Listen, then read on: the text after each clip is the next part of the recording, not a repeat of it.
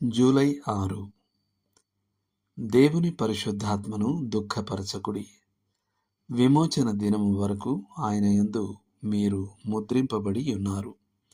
ఎఫెసీయులకు రాసిన పత్రిక 4వ అధ్యాయము 30వ వచనము. సంఘ కూడికలలో మనం ఆత్మను ఆర్పివేయడం సాధ్యమైనట్లే మన వ్యక్తిగత జీవితాలలో ఆయనను దుఃఖపరచడం కూడా సాధ్యమే. దుఃఖపరచుట అనే పదంలో ఒక విధమైన మృదుత్వం ఉంది. మనల్ని ప్రేమించే వారిని మాత్రమే మనం దుఃఖపరచగలం. పొరుగున ఉన్న అల్లరి పిల్లలు మనల్ని దుఃఖపరచరు, కానీ మన స్వంత అల్లరి పిల్లలు మనల్ని దుఃఖపరుస్తారు. పరిశుద్ధాత్మకు మనం సాన్నిహిత్యం మరియు ప్రియత్వంతో కూడిన ఒక ప్రత్యేక స్థానంలో ఉన్నాం.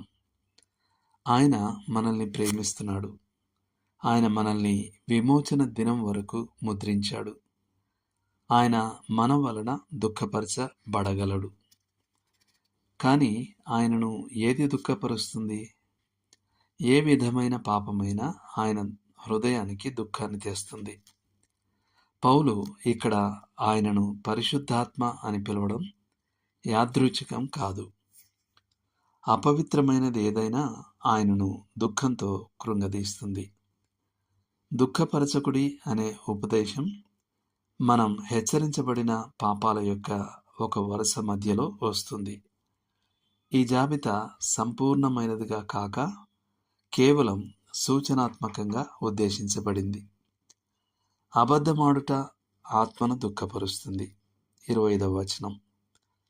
ఇందులో తెల్ల అబద్ధాలు, నల్ల అబద్ధాలు, చిన్న చిన్న కళ్ళలు, అతిశయోక్తులు, అర్ధసత్యాలు మరియు దాచిపెట్టిన సత్యాలు ఇమిడి ఉంటాయి.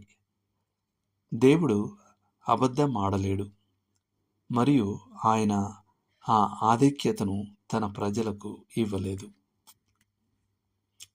పాపంలోకి పొంగిపొర్లే కోపం ఆత్మను దుఃఖపరుస్తుంది. 26వ వచనం. కోపం ఎప్పుడైనా న్యాయమైనదిగా ఉంటుందంటే అది దేవుని కార్యం విషయంలో మాత్రమే. మిగతా కోపమంతా అపవాదికి ఒక పట్టును ఇస్తుంది. 27వ వచనం. దొంగిలించుట పరిశుద్ధాత్మకు దుఃఖకరం. 28వ వచనం. అది తల్లి పర్సు నుండి అయినా లేదా మన యజమాని సమయం, పనిముట్లు లేదా కార్యాలయ సామగ్రి నుండి అయినా సరే. దుర్భాష పరిశుద్ధాత్మను దుఃఖపరుస్తుంది. 29వ వచనం. ఇది మురికి, శృంగారభరితమైన జోకుల నుండి పనికిరాని కబుర్ల వరకు ఉంటుంది. మన సంభాషణ క్షేమాభివృద్ధికరంగా, సమయోచితంగా మరియు కృపతో కూడినదిగా ఉండాలి. సమస్తమైన ద్వేషము, కోపము, క్రోధము, అల్లరి, దూషణ మరియు సకలమైన దుష్టత్వము 4వ అధ్యాయంలోని జాబితాను పూర్తి చేస్తాయి. పరిశుద్ధాత్మ యొక్క ఇష్టమైన పరిచర్యలలో ఒకటి మనల్ని ప్రభువైన యేసుక్రీస్తుతో నిమగ్నం చేయడం. కానీ మనం పాపం చేసినప్పుడు మనల్ని ప్రభువుతో సరైన సహవాసంలోకి పునరుద్ధరించడానికి ఆయన ఈ పరిచర్య నుండి పక్కకు తిరగవలసి వస్తుంది.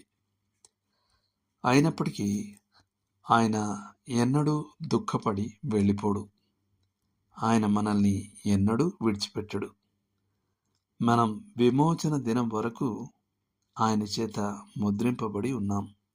అయితే దీనిని అజాగ్రత్తకు ఒక సాకుగా ఉపయోగించుకోకూడదు. కానీ పరిశుద్ధతకు గొప్ప ప్రేరణలలో ఒకటిగా ఉండాలి. దేవుడు మిమ్మును దీవించునుగాక.